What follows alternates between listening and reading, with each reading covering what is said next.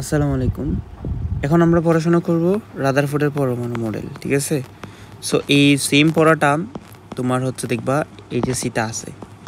So আমরা ভালো করে পড়ব, আমরা ভালো করে বলতে চাই, মানে বুঝবো প্রথমে, ঠিক আছে? এটা তোমার মুখস্থ করার চেয়ে আমার মনে হয় যে বোঝাটা অনেক বেশি গুরুত্বপূর্ণ। সো তোমরা যাতে সবাই বুঝতে পারো সেরকম হারে আমরা মনোযোগ দিব, সাথে তার কিছু কিছু টপিক শিখবো যেগুলো আমাদের পরবর্তী শ্রেণীতে কাজে লাগবে। পরবর্তী শ্রেণীর পাশাপাশিও আমাদের এমসিকিউতে কাজে লাগবে, এরকম জিনিসপাতিও আমরা শিখবো, ঠিক আছে? আচ্ছা, প্রথমত হচ্ছে কি যে কোনো একটা মৌল নিলাম, ধরো ফর এক্সাম্পল আমরা যে কোনো একটা মৌল নিলাম সোডিয়াম। সোডিয়ামে তুমি দেখবা এই সোডিয়াম যে বান্ধাটা আছে, সোডিয়াম বান্ধার মধ্যে দেখবা 11টা কি আছে, 11টা ইলেকট্রন থাকে, 11টা প্রোটন থাকে, 11টা 12টা নিউট্রন থাকে, ঠিক আছে ভাইয়া? তাহলে তুমি একটা জিনিস দেখতেছো, সমপরিমাণ কি আছে, সমপরিমাণ প্রোটন ও ইলেকট্রন থাকে, ঠিক আছে? তাহলে এটা হচ্ছে স্বাভাবিক অবস্থায়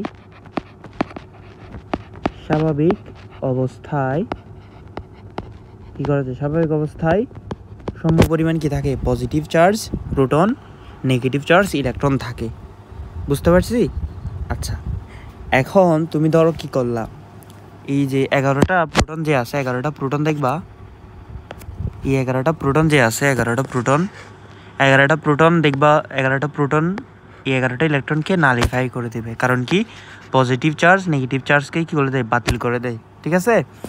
তো যার কারণে এটাতে সামগ্রিকভাবে কি থাকবে না, কোনো চার্জ থাকবে না, ঠিক আছে? কিন্তু তাহলে এটাতে আমরা একটাখানে লিখে ফেলি, তাহলে স্বাভাবিক অবস্থায় সম্পূর্ণ ইলেকট্রন থাকে, তাই কি হয়, তাই পরমাণুতে কি থাকে না, পরমাণুতে চার্জ থাকে না,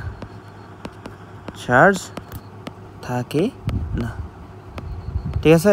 আচ্ছা, তার স্বাভাবিক অবস্থায় পরমাণুতে কি থাকে না, কোনো চার্জ থাকে না, সমপরিমাণ ইলেকট্রন এবং সমপরিমাণ কি থাকে, প্রোটন থাকে। আচ্ছা, এবার জিনিসটা হইলো কি, ধরো তুমি করলা কি, ওই পরমাণু থেকে ধরো এই যে সোডিয়ামটা থেকে একটা ইলেকট্রনকে বের করে নিলা, 1 ইলেকট্রন কি করে নিলা, বের করে নিলাম।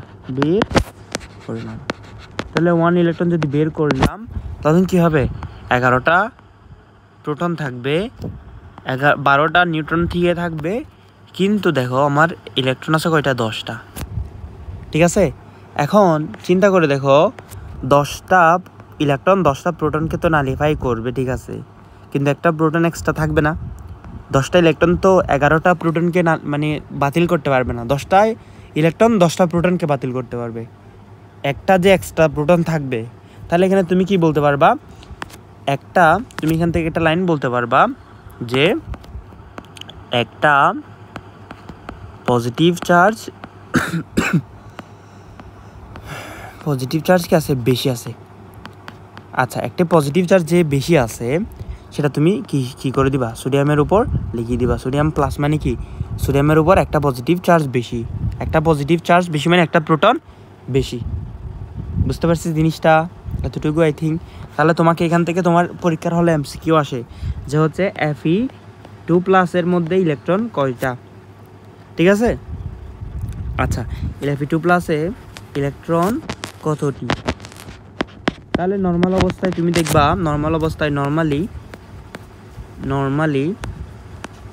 নর্মালির মধ্যে Feর মধ্যে ইলেকট্রন আছে কয়টা, Feর মধ্যে ইলেকট্রন আছে হচ্ছে 26টা, ঠিক আছে? 26টা ইলেকট্রন থাকে। এখন নর্মালি 26টা ইলেকট্রন থাকে, এবং 2+ মানে কি, 2টা পজিটিভ চার্জ, বোঝা গেছে? 2টা পজিটিভ চার্জ, একটা পজিটিভ চার্জ কখন সৃষ্টি হচ্ছে ভাইয়া, যখন একটা ইলেকট্রন বের হচ্ছে। এখানে চিন্তা করে দেখো তুমি, একটা পজিটিভ চার্জ যে সোডিয়াম প্লাস তৈরি হইলো, মানে এখানে একটা পজিটিভ চার্জ না? আচ্ছা, একটা পজিটিভ চার্জ সৃষ্টি হয়েছে যখন আমি একটা ইলেকট্রন বের করে নিছি। তাহলে এখানে 2টা পজিটিভ চার্জ হবে কখন, যখন আমি 2টা ইলেকট্রন বের করে নিব, ঠিক আছে? তাহলে আমি 2টা ইলেকট্রন বের করে নিই, তাহলে তোমার হচ্ছে কি, Fe2+ ইলেকট্রন থাকবে কয়টা ভাইয়া, Fe2+ থাকবে 26 - 2 = 24। আই থিঙ্ক এটা আমরা বুঝতে পারছি, বুঝে গেছে? এটা আমাদের হচ্ছে কি যে আমাদের এটা এমসিকিউতে, তোমার যে এমসিকিউতে এগুলো আসে। আচ্ছা, গেল এবার তোমার মাঝখানে একটা প্রশ্ন হতে পারে ভাইয়া, আমি যদি একটা ইলেকট্রনকে ঢুকাই তখন কি হবে? আচ্ছা, একটা ইলেকট্রনকে আমি যদি কি করি, ইলেকট্রনকে প্রবেশ করাই তখন কি হবে? তখন কি হয়? ঠিক আছে, এটা তোমার মাঝখানে প্রশ্ন হতে পারে। সো এরকম একটা এক্সাম্পল আমরা দেখব যে ধরো তোমার কাছে আছে কি ক্লোরিনের নর্মালি ইলেকট্রন কয়টা? 17টা ইলেকট্রন এবং 17টা কি থাকে? প্রোটন থাকে। বুঝা গেছে? আচ্ছা, এবার তুমি যখন একটা ইলেকট্রন প্রবেশ করাবা, ইলেকট্রন, তখন কি হবে? তখন তোমার কি হবে? ইলেকট্রন হয়ে যাবে কতটা ভাইয়া? 18টা ইলেকট্রন। প্রোটন হয়ে যাবে কতটা? 17টা প্রোটন 17টা ইলেকট্রনকে নালিফাই করতে পারে। তখন একটা কি ইলেকট্রন এক্সট্রা থাকি যাচ্ছে না, সেই ইলেকট্রনের চার্জটা তোমার এখানে উপরে বসে যাবে। ঠিক আছে, তাহলে Cl- মানে কি? এখানে ইলেকট্রন কয়টা? একটা ইলেকট্রন বেশি থাকে ক্লোরিনের তুলনায়। ঠিক আছে, আচ্ছা, তাহলে তোমাকে যদি প্রশ্ন করে কখনো অক্সিজেন 2- ইলেকট্রন সংখ্যা কত, ইলেকট্রন সংখ্যা কত, এগুলো তোমার MCQতে আছে বলেই ভাইয়া পড়াচ্ছি। ঠিক আছে, আচ্ছা, অক্সিজেন 2- ইলেকট্রন সংখ্যা কত, এরকম যদি প্রশ্ন আসে তুমি কিভাবে লিখবা? নর্মালি দেখো, নর্মালি কি, যখন অক্সিজেন কোনো ইলেকট্রন নেয় না, সেই অক্সিজেনের মধ্যে ইলেকট্রন থাকে কয়টা? 8টা ইলেকট্রন, প্রোটন থাকেও 8টা। ঠিক আছে, আচ্ছা, এখন 2টা ইলেকট্রন তুমি এক্সট্রা প্রবেশ করাইছো, যতটা মাইনাস ততটা ইলেকট্রন প্রবেশ করানো। ঠিক আছে, তো 2টা ইলেকট্রন তুমি এক্সট্রা প্রবেশ করাইছো মানে হচ্ছে কি, অক্সিজেনের সাথে তখন 2টা ইলেকট্রন এক্সট্রা যোগ হবে। তখন হচ্ছে আগে ছিল 8টা, 8-এর সাথে এখন 2 যোগ হওয়ার মাধ্যমে কত হয়েছে? 10টা। তাহলে অক্সিজেন 2- ইলেকট্রন সংখ্যা কত? অক্সিজেন 2- ইলেকট্রন সংখ্যা কত? 10টা। এটা তোমার MCQর জন্য গুরুত্বপূর্ণ। এই যে 2টা টপিক পড়াইলাম সেটাকে বলা হয় কি, দেখো আমরা একটা জিনিস তোমার মাঝখানে প্রশ্ন হতে পারে, ভাই আমরা ইলেকট্রনকে ঢুকাইতেছি, ইলেকট্রনকে বাইর করতেছি, প্রোটনকে কেন ঢুকাইতেছি, বাইর করতেছি না, নিউট্রনকে কেন ঢুকাইতেছি, বাইর করতেছি না? দেখো, এই যে ইলেকট্রনটাকে বাইর করানো যায়, ঢোকানো যায়, প্রোটনটাকে বের করানো ঢোকানো যায় না। ঠিক আছে, নিউট্রনটাকেও বের করানো ঢোকানো যায় না, অনলি শুধুমাত্র ইলেকট্রনটাকেই পারা যায়। বোঝা গেছে? তাই ইলেকট্রনটা নিয়ে আমরা চিন্তা ভাবনা করছি। বোঝা গেছে এতটুকু? আচ্ছা, ইলেকট্রন বের করা মানে পজিটিভ চার্জ, ইলেকট্রন ঢোকানো মানে নেগেটিভ চার্জ। যতটা ইলেকট্রন আমরা প্রবেশ করাবো ততটা নেগেটিভ চার্জ সৃষ্টি হবে, যতটা ইলেকট্রন আমরা বের করে নিব ততটা পজিটিভ চার্জ সৃষ্টি হবে। এতটুকু আই থিঙ্ক আমরা বুঝতে পারছি। আচ্ছা, এরপরে আমাদের একটা কনসেপ্ট পড়া লাগবে, এটা হচ্ছে তোমরা পড়ছো অনেকে। আচ্ছা, আমাদের হচ্ছে কি স্টপ হয়ে গেছিলো, যাই হোক, আসো, একটা জিনিস তোমরা এতদিন হয়তো পড়ে আসছো, অনেকে নাও পড়ে আসতে পারো। জিনিসটা হচ্ছে কি, ধরো তুমি এখানে একটা পজিটিভ চার্জ রাখছো, পজিটিভ চার্জ। এখন ওই যে পজিটিভ চার্জ, তার পাশে তুমি যখন আরেকটা পজিটিভ চার্জ আনবা, তখন তারা তাকে একে অপরকে কী করবে জানো? বিকর্ষণ করবে। তারা একে অপরকে কী করবে? বিকর্ষণ করে। আবার সাইমালটেনিয়াসলি একইভাবে হচ্ছে তুমি একটা দিকে কি আনবা, একটা নেগেটিভ চার্জে যখন কাছাকাছি আনবা, তখন তারা পরস্পরকে কী করবে ভাইয়া? তারা পরস্পরকে দূরে দূরে ধাক্কা মারবে এবং কী করবে? সেম বিকর্ষণ করে। কিন্তু তুমি যদি ভাইয়া একটা পজিটিভ চার্জ এবং একটা কি আনো? নেগেটিভ চার্জ আনো, তারা দেখবো পরস্পর কী করতেছে ভাইয়া? আকর্ষণ করতেছে। ঠিক আছে, আচ্ছা, তারা একেবারে কী করতেছে ভাইয়া? আকর্ষণ করে।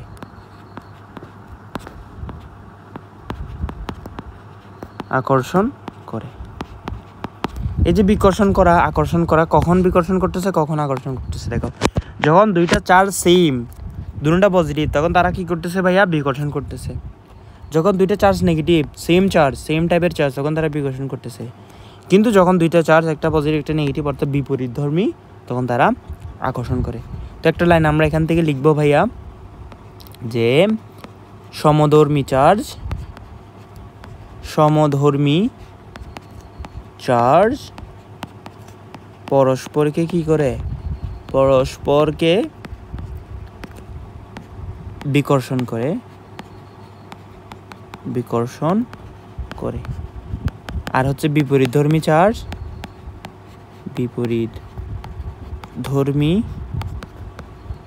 চার্জ পরস্পরকে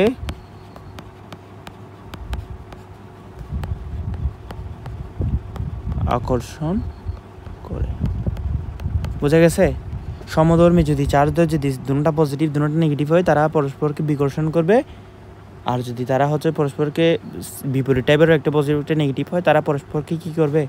আকর্ষণ করবে। এটা তোমাদের ফিজিক্সেও লাগবে জিনিসটা। আচ্ছা, এবার তোমাকে আমি একটা কথা বলি।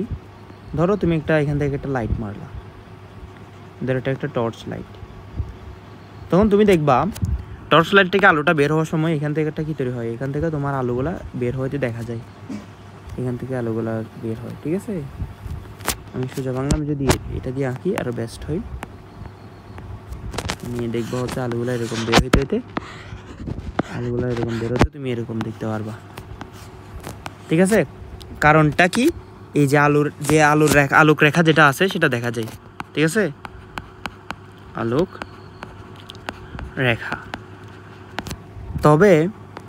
তবে ইনভিজিবল যদি আলো মারো, ইনভিজিবল আলো যদি তুমি এখান থেকে এটা আলো যেটা হচ্ছে দেখা যায় না, খালি চোখে দেখা যায় না, বুঝছো? অনেক আলো আছে যেগুলো খালি চোখে দেখা যায় না, এরকম অনেক আলো আছে। টোটাল আলোর আমরা জাস্ট একটা ক্ষুদ্র অংশই আমরা দেখতে পারি, বাকি অংশগুলো আমরা দেখতে পারি না। ঠিক আছে, ওই যে ইউবি অতিবেগুনি রশ্মি অনেক নাম শুনছো না তোমরা? সেগুলো হচ্ছে খালি চোখে দেখা যায় না, কিন্তু এগুলা মানে থাকে। তো এই যে অতিবেগুনি রশ্মির ক্ষেত্রে তুমি যে এখানে যে আলোটা বের হচ্ছে সেটা তুমি দেখতে পারবা না। ঠিক আছে, তাহলে এটা আমরা কিভাবে দেখতে পারবো? আমরা মানে কোন দিকে লাইটটা গেছে, তখন আমরা এখানে একটা পর্দা ইউজ করি। সে পর্দাটার কাজ হচ্ছে কি? সেই আলোটাকে দেখানো। ঠিক আছে, এখানে একটা পর্দা ইউজ করি, পর্দার কাজ হচ্ছে কি? সে আলোটাকে দেখানো। আচ্ছা, তবে এখানে ইনভিজিবল সোর্স হিসেবে তুমি যদি কি নাও, আলফা কণা নাও। আমরা একটু পরে পড়বো আলফা কণা জিনিসটা কি। ধরো এটা একটা লাইটের মতোই আলফা কণা যদি এখান থেকে তুমি আলফা কণা মারো, তাহলে আলফা কণা যে এই পথে যাচ্ছে তুমি সেটা তো দেখবা না, কারণ কি আলফা কণা হচ্ছে, আমি আগে বলে দিয়েছিলাম কি আলফা কণা ইনভিজিবল। তাহলে ভাইয়া আমি কি করব? আমি দেখবো হচ্ছে কি যে আলোটা যে কোন দিকে গেছে সেটা বুঝবো কিভাবে? তাহলে আমি জানি হচ্ছে আলোর সোর্স এটা, তাহলে এটা কি? উৎস। ঠিক আছে, উৎস আলোটা এদিক বরাবর যাওয়ার কথা, সোজাসুজি যাওয়ার কথা। ঠিক আছে, এখন এই যে আলোটা যখন এই পর্দা দিয়ে আঘাত করবে তখন দেখবে এখানে কি করবে? স্পার্কের মতো, ওই যে বোমা ফোটাইলে যেরকম একটা স্ফুলিঙ্গ সৃষ্টি হয় না, তারার মতো ঝলকা, সে ঝলকার মতো সৃষ্টি হবে। তাহলে উৎস এবং হচ্ছে ঝলকার মধ্যবর্তী যে পথটা আছে সেই পথে আমরা ধরে নেব কি তোমার কি গেছে? আলফা কণাটা গেছে, বুঝছো? মানে এই পথ ধরে আলফা কণাটা গেছে। ধরো কোনো কারণে আলফা কণাটা এখানে না গিয়ে এখানে হিট করলো, তাহলে আমি বুঝে নিতে হবে আলফা কণাটা এই দিক বরাবর যাওয়ার কথা, দিক বরাবর না গিয়ে কোথাও একটা ধাক্কা খেয়ে আলফা কণাটা দিক বরাবর চলে গেছে। বোঝা গেছে ভাইয়া? আচ্ছা, তাহলে আলফা কণা দেখার জন্য যে পর্দাটা ইউজ করি সেটা আমরা কিসের পর্দা ইউজ করি ভাইয়া? জিঙ্ক সালফাইডের পর্দা ইউজ করি। ঠিক আছে, এটা তোমাদের জানা লাগবে। এবার আসে আমরা আলফা কণা কি জিনিস সেটা আমাদের একটু পড়াশোনা করা লাগবে। আলফা কণা জিনিস কি? আলফা কণা, আচ্ছা, নর্মালি হচ্ছে কি ভাইয়া, হিলিয়ামের মধ্যে ইলেকট্রন থাকে কয়টা? 2টা। প্রোটন থাকে হচ্ছে 2টা, নিউট্রন থাকেও 2টা। এই দুই বান্দা দেখো, প্রোটন এবং নিউট্রন বান্দা দুইজন, এরা থাকে কই? নিউক্লিয়াসে ভাইয়া, নিউক্লিয়াসে। এরা থাকে কি? কক্ষপথে বাইরে। এই যে প্রোটন এবং নিউট্রনকে কেন্দ্র করে ইলেকট্রনগুলা চারপাশে ঘুরতেছে। ধরো হচ্ছে এটা হচ্ছে প্রোটন, এটা হচ্ছে নিউট্রন, এরা দুইজন মিলে কেন্দ্র গঠন করছে। এর চারপাশ বরাবর ইলেকট্রন যে 2টা আছে সেটা ঘুরতেছে, বুঝছো? এদিক বরাবর ইলেকট্রন 2টা ঘুরতেছে। এখন ভাইয়া ইলেকট্রনটা যে ঘুরতেছে কক্ষপথে কোনো কারণে ধরো আমি সেই দুইটা ইলেকট্রনকে টেনে বের করে ফেললাম, একটু আগে দেখাইছি না ইলেকট্রন বের করা। আচ্ছা, ইলেকট্রনটাকে টেনে বের করে ফেললাম, তখন কী হবে? আরে আচ্ছা যাই হোক, আসো আমরা যে একটু আগে দেখলাম যে ইলেকট্রন টেনে বের করা, তখন যদি দুইটা ইলেকট্রন আমরা বের করে নিই, তাহলে আমরা লিখলাম কি -2 ইলেকট্রন, মাইনাস মানে বিয়োগ করলাম, বাইর করে নিলাম দুইটা ইলেকট্রন, ঠিক আছে। তখন আমার হিলিয়ামের মধ্যে পড়ে থাকলো কি, ইলেকট্রন আছে কয়টা? 0টা। নিউট্রন আছে কয়টা? নিউট্রন আছে 2টা। প্রোটন আছেও 2টা। তাহলে ভাইয়া এটা একটা জিনিস খেয়াল করে দেখো, এটা একটা মানে খোলস, এটা হচ্ছে কি দেখো, এটা জাস্ট নিউক্লিয়াসটাই পড়ে আছে না হিলিয়ামের। এখন হিলিয়ামের নিউক্লিয়াস দেখো, নিউক্লিয়াস আছে, কক্ষপথও আছে, কিন্তু যখন দুইটা ইলেকট্রন তুমি বের করে নিচ্ছ তখন কক্ষপথ আর কিছু আছে নাই, তখন জাস্ট কোনটা পড়ে আছে? নিউক্লিয়াসটাই পড়ে আছে। এবং যেহেতু দুইটা ইলেকট্রন বের করে নিচ্ছে, আমি বলছি না দুইটা ইলেকট্রন বের করে নিলে দুইটা পজিটিভ চার্জ দেখাইতে হবে, বোঝা গেছে? আচ্ছা, তাহলে এটা হচ্ছে, এটাকে বলা যায় কি হিলিয়াম 2+, বা হচ্ছে কি বলা যায় দ্বিধনাত্মক হিলিয়াম নিউক্লিয়াস। দ্বি মানে 2, ধনাত্মক মানে 2টা ধনাত্মক চার্জযুক্ত হিলিয়াম নিউক্লিয়াস, বুঝা গেছে? তাহলে আলফা কণা কি জিনিস ভাইয়া? আলফা কণা হচ্ছে কি, আলফা কণা হলো কি, আলফা কণা হলো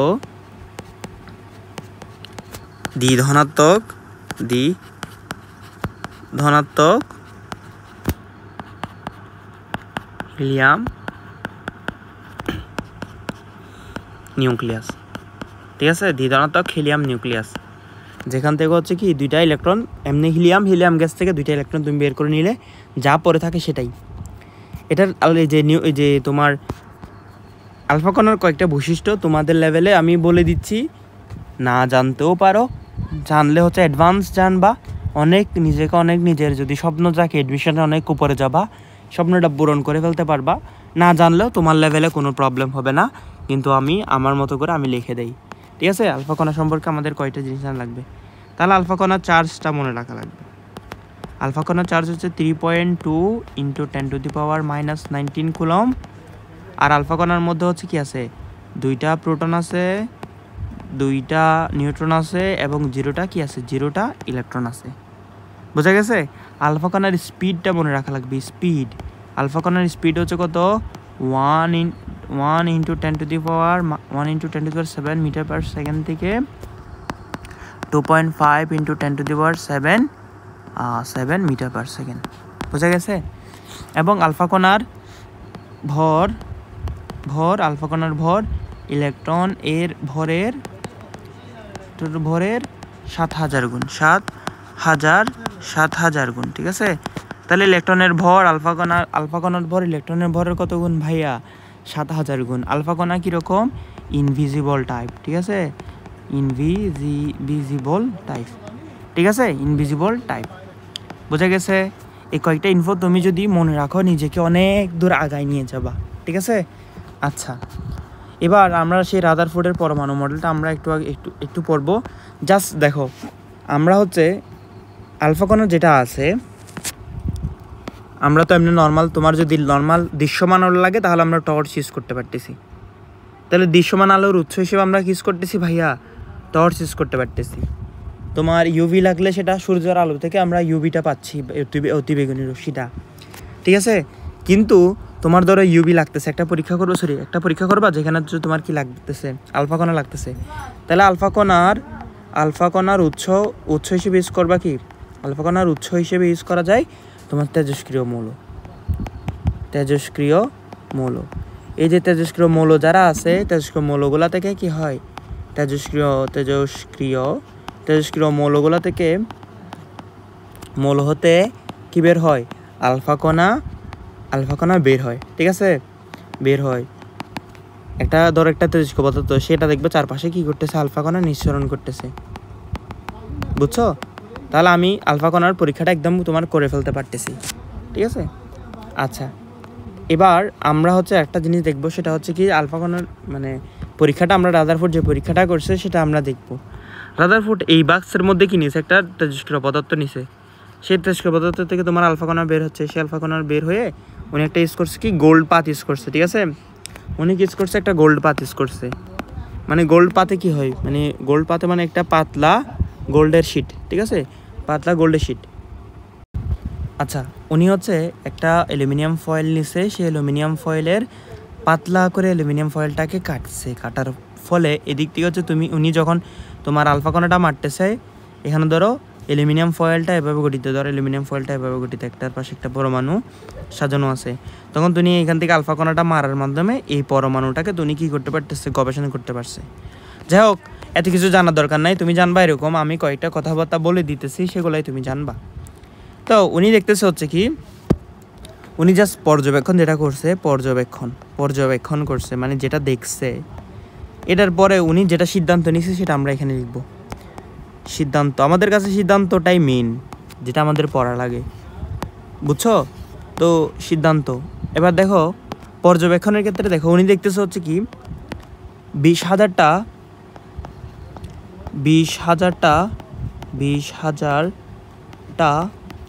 আলফা কণা সোজাসুজি হচ্ছে কি সোজাসুজি পর্দায় গিয়ে আঘাত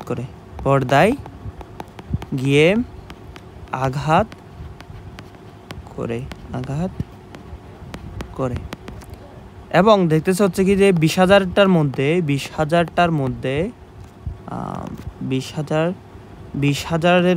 20,000-এর একটা হচ্ছে কি, একটা আলফা কণা গতিপথ পরিবর্তন করে, ঠিক আছে? তাহলে উনি দেখতেছে হচ্ছে কি 20,000টা আলফা কণা হচ্ছে সোজাসুজি আঘাত করতেছে, তার মধ্যে একটা হচ্ছে জাস্ট পিছায় ফিরে আসতেছে।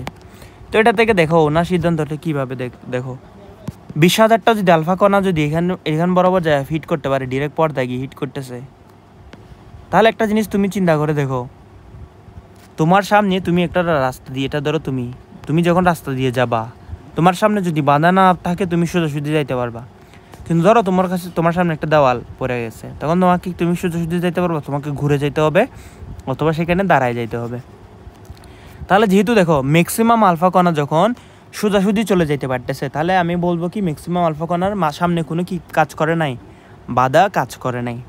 আরেকবার বলি, তুমি যখন এই বান্ধাটা তুমি যখন সোজাসুজি যাইতে চাও কিন্তু তোমার সামনে কোনো বাধা থাকে না, তখন তুমি সোজাসুজি যাইতে পারবা, ঠিক আছে? কিন্তু হঠাৎ করে তোমার সামনে একটা হচ্ছে বাঁধা চলে আসছে, একটা দেওয়াল চলে আসছে, তখন তুমি সামনে সোজাসুজি যাইতে পারবে না, তখন তোমাকে পথ বাঁকায় যাইতে হবে। এবার দেখো 20,000টা আলফা কণা সোজাসুজি যাইতে পারতেছে, এর মানে কি 20,000টা আলফা কণা তার সামনাসামনি কোনো বাধা পায় নাই। বাধা না পাওয়া মানে কি 20,000টা আলফা কণার জন্য সে ফাঁকা পথ পাইছে। এবং দেখো জাস্ট একটা আলফা কণাই তার পথ চেঞ্জ করছে, তার মানে কি, তার মানে হচ্ছে কি এই আলফা কণাটাই তার সামনে হচ্ছে কি বাধা পাইছে, বুঝতে পারছি? তাহলে এখান থেকে উনি বলছে হচ্ছে কি যে পরমাণুর ম্যাক্সিমাম স্থান হচ্ছে কি, ম্যাক্সিমাম স্থান হচ্ছে ফাঁকা, ঠিক আছে? আচ্ছা, এবং দেখো একটা জিনিস খেয়াল করে দেখো, এবং যে আলফা কণাটা পিছনে ব্যাক করার কারণ হচ্ছে কি সামনে সে বাধা পাইছে। এখন দেখো সামনে সে বাধা পাইছে, এখন দেখো আলফা কণা হচ্ছে কি, আমরা একটু আগে দেখছি হচ্ছে কি আলফা কণা পজিটিভলি চার্জ, আলফা কণা যে আছে সে হচ্ছে কি পজিটিভ চার্জ, তার সামনে কেউ যদি পজিটিভ চার্জওয়ালা থাকে, তাহলে এই পজিটিভ চার্জ যে আছে সে বান্দাটা এই পজিটিভ চার্জকে তোমার পেছনের দিকে ধাক্কা মারবে, কারণ কি সেম টাইপের চার্জ পরস্পরকে বিকর্ষণ করে। আরেকবার বলি, এই আলফা কণা যেটা তোমার পেছনের দিকে ব্যাক করছে বা পথ পরিবর্তন করার কারণটা কি, আমরা দেখতেছি আলফা কণাটা হচ্ছে পজিটিভলি চার্জ, আর কেন্দ্রে যদি পজিটিভলি চার্জ কোনো বস্তু থাকে, তাহলে আমরা বলতে পারি আলফা কণাও পজিটিভলি চার্জ, কেন্দ্রও পজিটিভলি চার্জ, সমধর্মী চার্জ পরস্পরকে বিকর্ষণ করে, সেই বিকর্ষণের কারণেই হচ্ছে কি তোমার পিছনের দিকে আলফা কণাটা ব্যাক করছে। তাহলে আমরা বলতে পারি কি, এখান থেকে একটা লাইন বলতে পারি যে কি পরমাণুর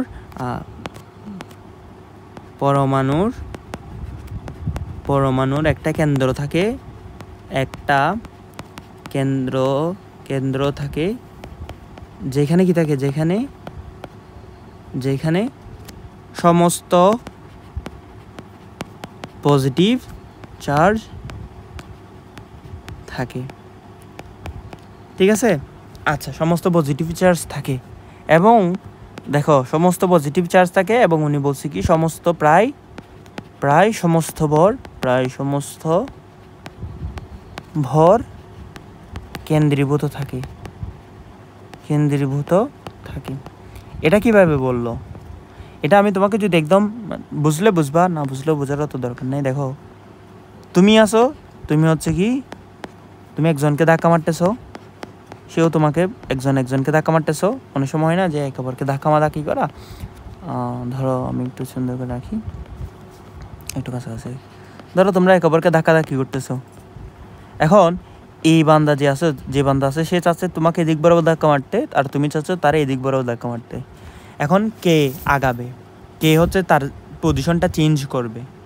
যে শক্তিশালী সে তার জায়গায় দাঁড়ায় থাকবে, কিন্তু যে শক্তিশালী না সে অপরজনকে ধাক্কা মেরে পিছনে ফেলে দিবে না। তুমি জাস্ট চিন্তা করো, তুমি এবং তোমার ফ্রেন্ড হচ্ছে একে অপরকে ধাক্কি করতেছো, তুমি হচ্ছে বেশি শক্তিশালী, তাহলে তুমি তোমার ফ্রেন্ডকে ধাক্কা মেরে পিছনের দিকে পাঠিয়ে দিতে পারবা, তোমার ফ্রেন্ড তোমাকে পারবে না। এবার একটা জিনিস খেয়াল করে দেখো, আলফা কণা কীরকম? আলফা কণা হচ্ছে কি ভারী না? আলফা কণা হচ্ছে ভারী। তাহলে দেখো আলফা কণাটা হচ্ছে ধাক্কা মারতেছে কই? তোমার এই যে পজিটিভ চার্জে আছে তারাই গিয়ে ধাক্কা মারতেছে, ঠিক আছে? বা আলফা কণা এই পজিটিভ চার্জকে বিকর্ষণ করতেছে, আলফা কণা পজিটিভ চার্জকে বিকর্ষণ করতেছে, আবার পজিটিভ চার্জও আলফা কণাকে বিকর্ষণ করতেছে। এখন তোমার এখানে কে সরবে? যেটা বেশি মানে যার ওজন কম, যে ভর কম, সে সরে যাবে সোজাসুজি না, যার শক্তি কম। যেহেতু আলফা কণার ভরের তুলনায় এই যে তোমার কেন্দ্রে যে চার্জটা আছে, চার্জের ভরটা বেশি, সে জায়গা থেকে নড়ে না, আলফা কণাকে সরাই দেয়, তখন আলফা কণাটা পিছনের দিকে ব্যাক করে। বুঝলে বুঝবা, না বুঝলে অত বুঝা মানে এটা এই পোর্শনটা না বুঝলেও চলবে, ঠিক আছে? আচ্ছা, এরপর উনি আর দুইটা মডেল দিছে। উনি বলছে হচ্ছে কি যে সূর্য যেমন, আচ্ছা সূর্যকে কেন্দ্র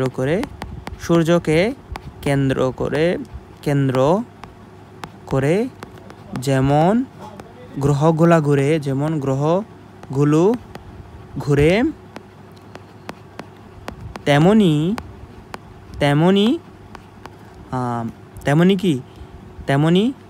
এই যে তোমার তেমনি হচ্ছে কি নিউক্লিয়াসটা আছে, নিউক্লিয়াসকে কেন্দ্র করে ইলেকট্রনগুলো ঘুরে, নিউক্লিয়াসকে কেন্দ্র করে ইলেকট্রনগুলা ঘুরে। এখন চিন্তা করে দেখো ভাই, আচ্ছা আমি নিউক্লিয়াসটা কি এটা আমরা লিখিনি এখানে। কেন্দ্রীভূত থাকে, এই যে কেন্দ্র যেটা আছে এই কেন্দ্রটাকে বলা হয় কি? কেন্দ্রটাকে নিউক্লিয়াস বলে। এখন বিজ্ঞানী রাদারফোর্ড যখন পরীক্ষাটা করতেছে, এর আগে অলরেডি ইলেকট্রন আবিষ্কার হয়ে গেছে। তো উনি যখন নিউক্লিয়াসের কথা বললো, নিউক্লিয়াস তো পজিটিভ চার্জ, তাহলে নেগেটিভ চার্জ ইলেকট্রনের কথাবার্তা বলতে হবে। তখন এই যে নেগেটিভ চার্জ বিশিষ্ট ইলেকট্রনের কথা বলতে গিয়ে উনি বলছে কি, সূর্যকে কেন্দ্র করে যেরকম ঘুরে গ্রহগুলা, ঠিক সেম নেগেটিভ চার্জযুক্ত ইলেকট্রনগুলা সেই পজিটিভ চার্জযুক্ত ইলেকট্রনকে কেন্দ্র করে ঘুরে। বুঝতে পারছি? আচ্ছা, এবার এটাই হচ্ছে ওনার হচ্ছে বেসিক্যালি ওনার হচ্ছে তোমার সিদ্ধান্ত, এটাই তোমার পরীক্ষায় আসা লাগবে। যদি পরীক্ষায় বলা লাগবে তোমার মানে এসএসসি পরীক্ষায় আসে, এটা এসএসসি পরীক্ষায় রিটেনে আসে যে এটা বর্ণনা করো, রাদারফোর্ড পরমাণু মডেল বর্ণনা করো। তো উনি যেহেতু দেখো এখানে সূর্যের কথা বলছে, তার রাদারফোর্ড পরমাণু মডেলের আরেক নাম কি? সোলার সিস্টেম মডেল, ঠিক আছে? রাদারফোর্ডের মডেলের আরেক নাম কি? রাদারফোর্ড মডেলের আরেক নাম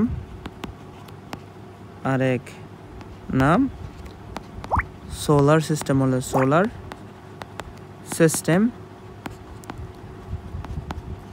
মডেল। তো অনেকটা একে মডেল, এখানে নিউক্লিয়ার মডেলও বলতে পারবা, একে নিউক্লিয়ার, এটা তোমাদের বইয়ে নাই, নিউক্লিয়ার মডেল বলে। আই থিঙ্ক এবার বুঝতে পারছো। এবার আমরা হচ্ছে কি যে এর পরের পোর্শনে যাব, আমরা হচ্ছে এর পরের পোর্শন যেটা আছে, পরের পোর্শনে আমরা যাব, ঠিক আছে? এটা হচ্ছে কি রাদারফোর্ড পরমাণু মডেলের সীমাবদ্ধতা আমরা পড়বো, ঠিক আছে? এখন দেখো সীমাবদ্ধতা রাদারফোর্ড পরমাণু মডেলের সীমাবদ্ধতা তুমি আসলে মনে রাখতে পারবা একটা লাইন দিয়ে, সেটা হচ্ছে কি হুকুম দিয়ে মনে রাখা যায়। আচ্ছা হটা আমরা একটু আগে দেখতেছি। কো ফর কক্ষপথের আকার,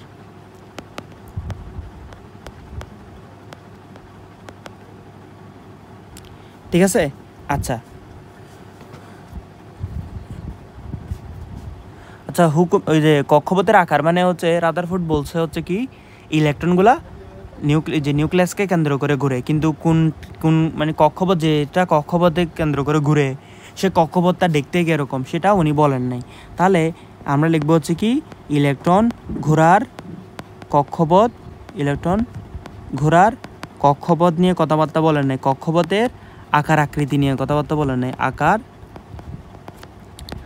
আকৃতি নিয়ে কিছু উল্লেখ করে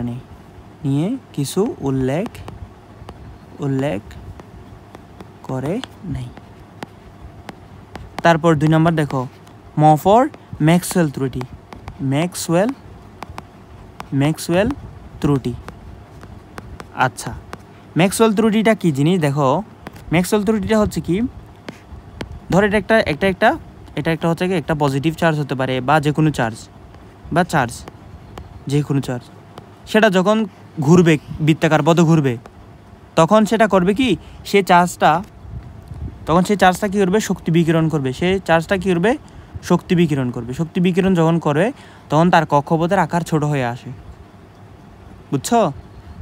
মানে ছোট হইতে একসময় কেন্দ্রে আসে পতিত হয়ে যাবে আর কি।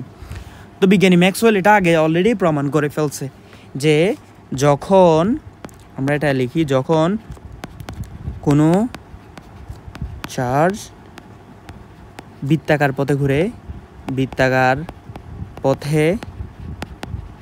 ঘুরে সেটা কি করে, সেটা শক্তি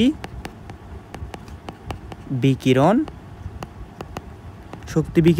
করে। শক্তি বিকিরণ করার মাধ্যমে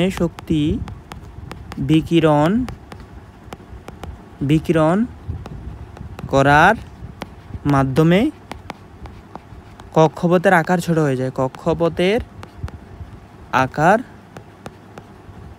আকার ছোট হয়ে যায়। ফলে কি হয়, ফলে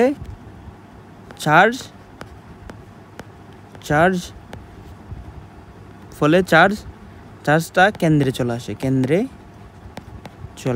আসে। তাহলে দেখো একটা জিনিস খেয়াল করে দেখো, ইলেকট্রন যখন প্রোটনকে কেন্দ্র করে ঘুরে তখন হচ্ছে কি, তখন এটি কেন্দ্রে পতিত হওয়ার কথা, কারণ এটা শক্তি বিকিরণ করতে একসময় কেন্দ্রে চলে আসবে, কিন্তু বাস্তবে তা হয় না, বাস্তবে কি হয় না, বাস্তবে কোনো এই যে ইলেকট্রনিক কেন্দ্রে চলে আসে না শক্তি বিকিরণ করার মাধ্যমে, বুঝতে পারছি? ওই যে ম্যাক্সওয়েল রাদারফোর্ড তখন সেটার কারণটা ব্যাখ্যা করতে পারে না, কেন ইলেকট্রন হচ্ছে নিজের শক্তি বিকিরণ না করে বা তোমার হচ্ছে কেন্দ্রে পতিত হয় না, সে কারণটা তো উনি বর্ণনা করতে পারেন নাই। এরপর যেটা আছে সেটা হচ্ছে কি, উনি বর্ণালী সম্পর্কে কথাবার্তা বলে নাই। হুকুম ফর হাইড্রোজেন বর্ণালী, দিয়ে মনে রাখবা হাইড্রোজেন। তো হচ্ছে কি উনি হচ্ছে কোনো বর্ণালী হাইড্রোজেন বর্ণালী, উনি হচ্ছে কি 3 নম্বরে লিখতে পারো, হাইড্রোজেন বর্ণালী ব্যাখ্যা করতে পারে না, হাইড্রোজেন বর্ণালী ব্যাখ্যা করতে পারে না,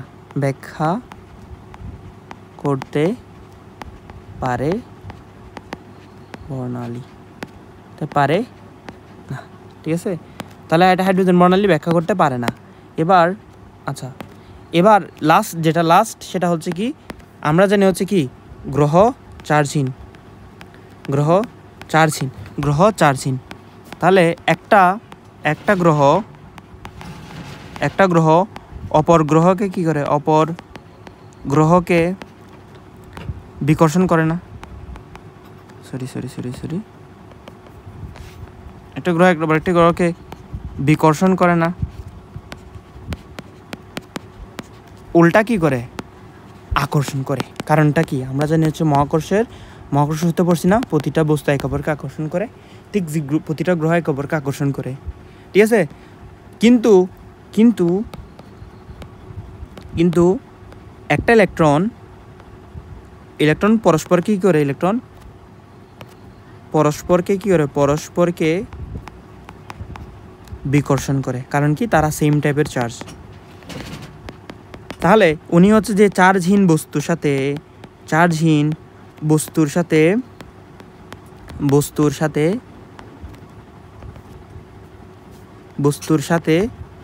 চার্জযুক্ত বস্তুর যে তুলনা করা হইল, চার্জযুক্ত বস্তুর তুলনা এটাই কি ছিল, ওনার একটা ত্রুটি ছিল, ঠিক আছে। উনি বলছে কি, প্রতিটা গ্রহ এক অপরকে আকর্ষণ করার প্রতিটা গ্রহ সূর্যকে কেন্দ্র করে ঘুরে, তাই এটা মডেলটা স্থির। কিন্তু দেখো, একটা গ্রহকে আকর্ষণ করে বলে আমরা ধরতেছি সৌরমণ্ডলে গ্রহ, মানে দুইটা গ্রহ সৌরমণ্ডলে এক অপরকে আকর্ষণ করে বলে তারা স্থির আছে। কিন্তু আমার মডেলের মধ্যে, আমার পরমাণুর মধ্যে প্রতিটা ইলেকট্রন একে অপরকে তো আকর্ষণ করতেছে না, বিকর্ষণ করতেছে। তাহলে এটা তো ভেঙে যাওয়ার কথা, কিন্তু ভাঙতেছে না। কারণটা কি, উনি সেই কাহিনীটা বর্ণনা করতে পারে নাই। সো এটাই হচ্ছে তোমার রাদারফোর্ডের পরমাণু মডেল। আই থিঙ্ক এতটুকু পর্যন্ত তোমার জানলে তোমার এইচএসসি পর্যন্ত ইনশাল্লাহ কভার হয়ে যাবে। বাকিটা হচ্ছে বোর পরমাণু মডেল সম্পর্কে আমরা পরে পড়বো, ঠিক আছে। সবার জন্য শুভকামনা। আসসালামু আলাইকুম।